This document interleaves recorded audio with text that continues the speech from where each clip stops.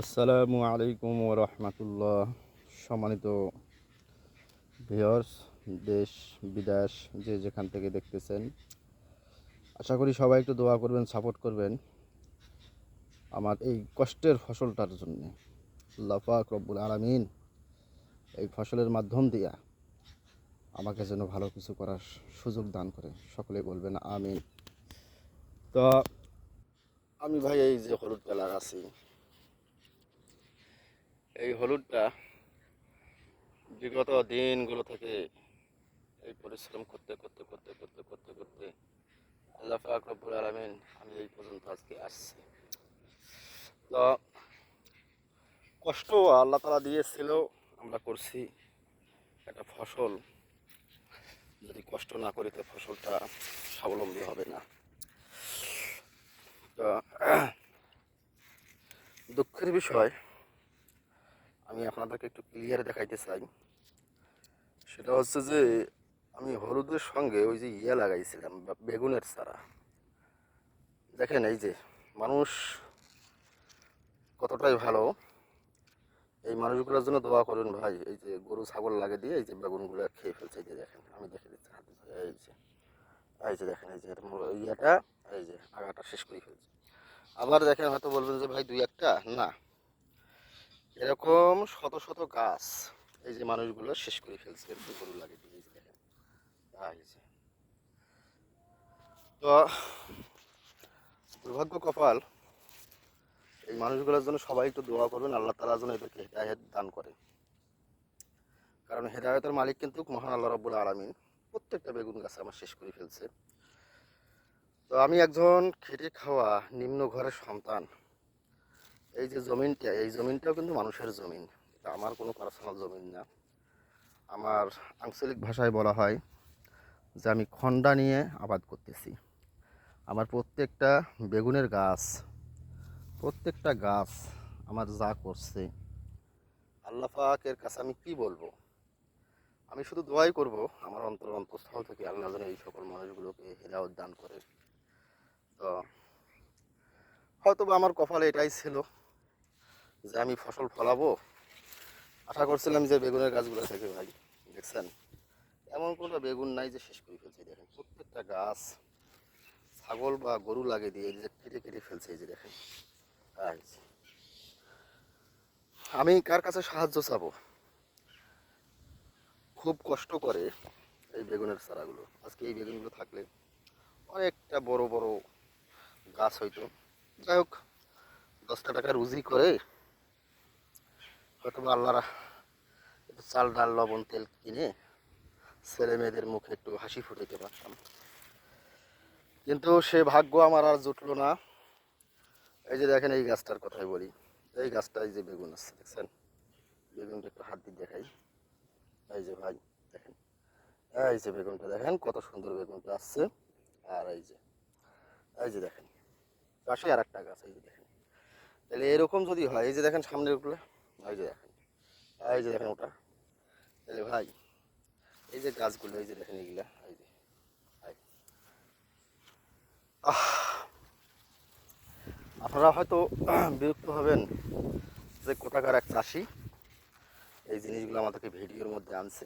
এখন মোবাইল পাইছে, সব কিছু করছে, ভিডিও করে বানাচ্ছে, এই করতেছে ও করতেছে। তো ভাই এটা আমার একটা কষ্টের কথা। আপনারাও হয়তো যারা মোবাইলে আমার ভিডিওটা দেখবেন, তারা বলবেন, মনে মনে ভাববেন যে ছেলেটা আসলে কষ্ট করছে কিন্তু ছেলেটা স্বাবলম্বী হতে পারলো না। যাক ভাই, বাকিতে আছে এই যে আল্লাহ তালা হলুদ বাড়িটা দিয়েছে দেখেন। আপনাদের এলার দোয়ায় হলুদটা ইনশাল্লাহ সৌন্দর্য আসছে। এই যে হলুদটা কত সৌন্দর্য হলুদটা আসছে, দোয়া করবেন 2-3 মাসের মধ্যে এই হলুদটা তোলা হবে। হ্যাঁ, আপনাদের এলার দোয়ার বরকতে এই হলুদটা যেন ইনশাল্লাহ আমি এটাতে কিন্তু আরেকটা কথা আপনাদেরকে ভুলে গেছিলাম বলতে, আমি কিন্তু হলুদ ভাই কাঁচা বিক্রি করি না। আমি হলুদ বিক্রি করি, দেখা যাচ্ছে যে আমি হলুদটা কাঁচা তুললাম, এই হলুদটাকে আবার সিদ্ধ করব, আবার এই হলুদটা দিয়ে আমি সিদ্ধ করে শুকনো করব, শুকনো করে শ্যুট করব, শ্যুট করার পর এই হলুদটা বিক্রি হবে। তো আরও একটা বিষয় আছে, আপনারা হয়তো অনেকে জানতে চান যে ভাইজান হলুদের সঙ্গে আর কি কি লাগা যায়।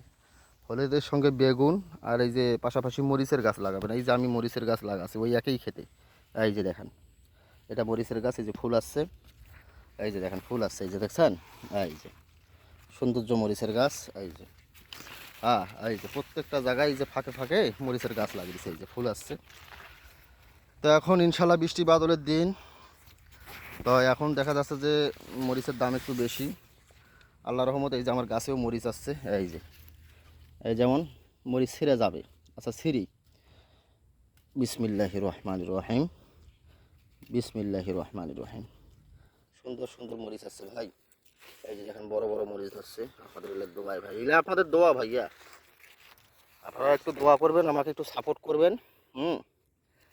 এই যে বর্তমান মরিচের কেজি চলতেছে 50 টাকা পোয়া, হলে কেজি হচ্ছে আপনার 200 টাকা। আপনাদের দোয়ায় দেখেন মরিচ, আল্লাহর রহমত, আল্লাহর ফল, এই যে দেখেন। হ্যাঁ, এই যে খুব সুন্দর সুন্দর মরিচ হয়েছে ভাইজান।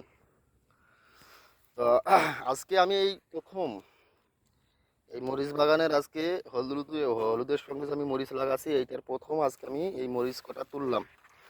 দেখি এটা গাছে হয়েছে কি না, হয়েছে তো এগুলো ছোটো আছে, থাক। তো ভাই, দেশ ও দেশের বাইরে যারা আছেন আমার এই ভিডিওটা দেখবেন ভাই, প্লিজ আপনাদের কাছে আমার একটা অনুরোধ ভাই, আমি রংপুরের ছেলে, আমার জন্য একটু সবাই সাপোর্ট করবেন। এই কারণে যে একটু সাপোর্ট করবেন এই কারণে যে আমি যেন আপনাদেরকে ভালো কিছু বিনোদন দিতে পারি। আমার ফসল টাটকা ফসল, মানুষ খেয়ে যেন তাতে তৃপ্তি পায়, পাশাপাশি তাদের ভালো লাগায় যারা খাচ্ছে আমার এই ফসল। আমি ভাই কোনো ভেজাল মারি না, ভেজাল আমি পছন্দ করি না। আমার ফসল যারা খাবে তারা যেন স্বাবলম্বী হয়, উপকারিতা যেন পায়। হ্যাঁ, দেখছেন আল্লাহ রহমতে এই যে দেখেন মরিচের গাছগুলো দেখেন, এই যে মরিচের গাছটা আপনাদের ক্লিয়ার দেখাচ্ছি, এই যে ভাই দেখছেন কত বড় একটা মরিচ। এগুলা কিন্তু আজকে আমি প্রথম তুলতেছি। এই মরিচ আমাদের ইনশাল্লাহ আসছে, মরিচের গাছগুলো কোনো গরু ছাগল খায়নি। হ্যাঁ, আর মানুষকে বলা ভাষা আমার নাই ভাইজান, মানুষকে বলার কোনো ভাষা নাই। শুধু এই মানুষগুলোর জন্য দোয়া করবেন যারা আমার এই ক্ষেতের ফসলগুলোকে যারা নষ্ট করতেছে, আপনাদের হককে যারা নষ্ট করে, এদের জন্য একটু খাস করে দোয়া করবেন। এই বলে আজকে আমি ভিডিওটা এই পর্যন্ত রেখে দিলাম। আর আমাকে একটু পরামর্শ যারা দিতে পারবেন ভালোভাবে পরামর্শ দিবেন, আর আমার জন্য একটু দোয়া করবেন ইনশাআল্লাহ। রাখি, সবাই ভালো থাকেন, সুস্থ থাকেন। এই বলে আমরা এই ভিডিওটা এই পর্যন্ত রেখে দিলাম। আল্লাহ হাফেজ।